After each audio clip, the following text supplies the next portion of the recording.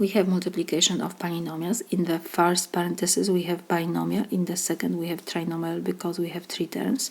How we do this multiplication? We have to multiply every term in the first parenthesis by every term in the second parenthesis.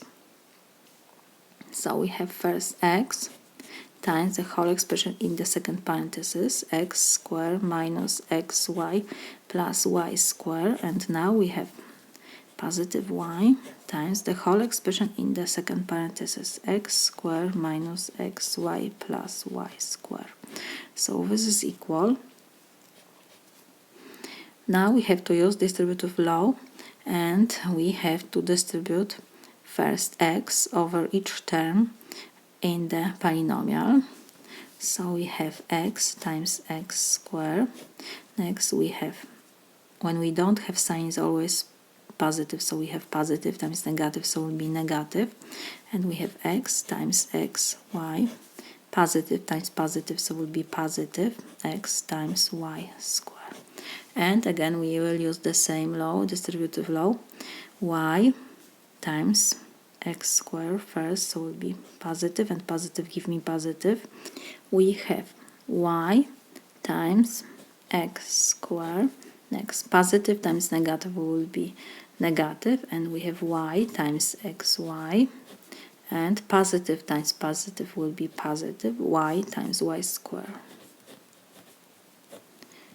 So this is equal. When we have the same base and we have multiplication, we copy the base and we add exponents. When we don't have exponents, always invisible one, so 1 plus 2 is 3.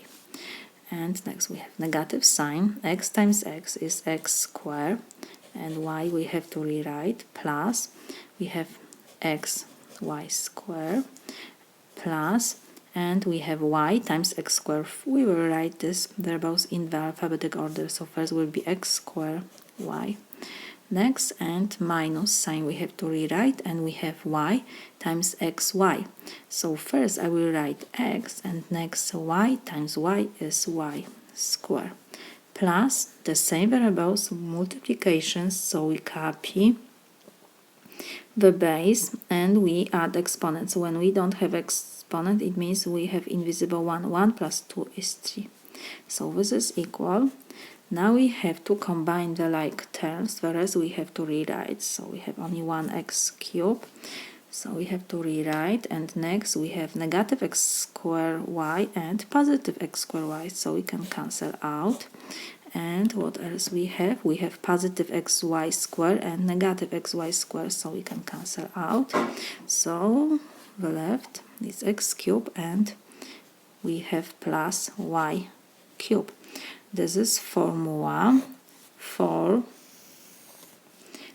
sum of two perfect cubes. This is my solution.